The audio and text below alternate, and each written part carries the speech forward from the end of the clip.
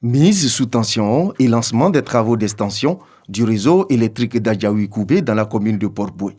Ces travaux vont s'achever à la fin du mois d'août prochain. Nous avons autorisé la prise en compte de nouveaux travaux d'extension qui permettront l'installation de 81 nouveaux poteaux dans votre village. J'ai initié au nom du gouvernement des travaux de renforcement du réseau existant sur 5 km et réparer une centaine de lampadaires pour un montant d'environ 75 millions de francs CFA. 950 compteurs ont été donnés gratuitement à ces populations et ça va se poursuivre dans tous les 6 quartiers du village d'Adjaoui-Koubé. Ma joie est grande et illimitée. Nous voyons que le gouvernement travaille pour le bien-être des populations de Côte d'Ivoire. C'est leur souci permanent et nous ne pouvons que les encourager à continuer. Plusieurs autres quartiers de la commune de Port-Boué seront bénéficiaires de ce vaste projet d'extension du réseau électrique. Dans le cadre de la lutte contre les incendies dans les marchés, le ministre du Pétrole, de l'Énergie et des Énergies renouvelables annonce. Nous allons intensifier le programme électricité pour tous dans les marchés pour permettre à nos mères, nos sœurs, nos frères et sœurs qui travaillent dans ces marchés-là de pouvoir travailler dans de bonnes conditions et d'avoir une énergie de qualité en évitant les branchements anarchiques. Le ministre Abdourahmane Cissé a mis à profit cette rencontre pour inviter les populations à participer massivement à l'opération d'enrôlement sur la liste électorale. Il a également fait don de vivres et non-vivres aux populations d'Adjaoui-Koubé.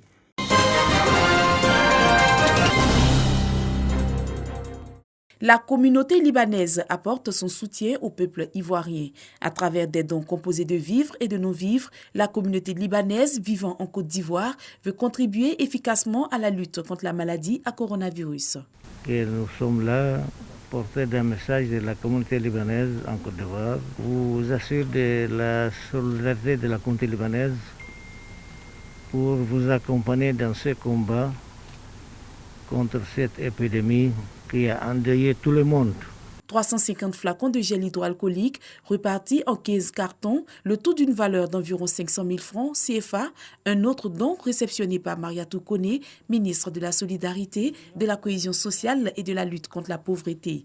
De quoi affirmer que l'appel lancé par le gouvernement a bien un écho favorable au sein de la population. Compte tenu de la situation de l'épidémie, de Covid-19, nous avons trouvé bon de faire aussi des recherches, faire des gels hydroalcooliques et on a trouvé mieux de venir participer à faire un don à la famille parce que la Côte d'Ivoire c'est notre famille.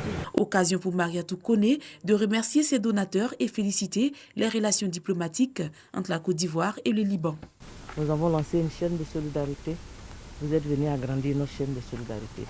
Vous avez participé à la chaîne de solidarité. Et la communauté libanaise a une relation particulière avec la Côte d'Ivoire. Nous sommes très sensibles à ces actions que vous posez. La ministre de la Solidarité, de la Cohésion sociale et de la lutte contre la pauvreté, on appelle à la responsabilité des populations quant au strict respect des mesures barrières afin de bouter hors de la Côte d'Ivoire cette pandémie mortelle.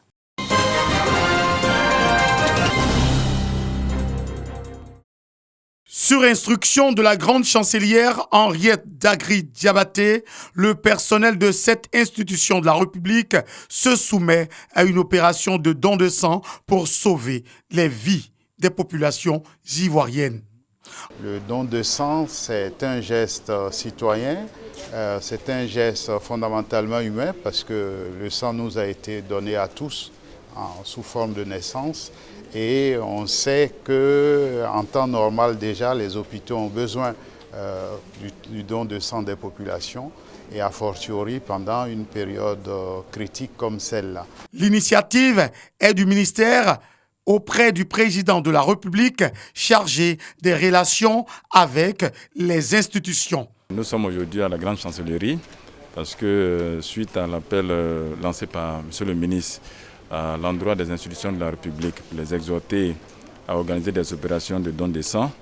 Les institutions ont répondu favorablement à cet appel. Donc il va de soi que chaque fois qu'une institution organise son opération, que le ministre soit représenté.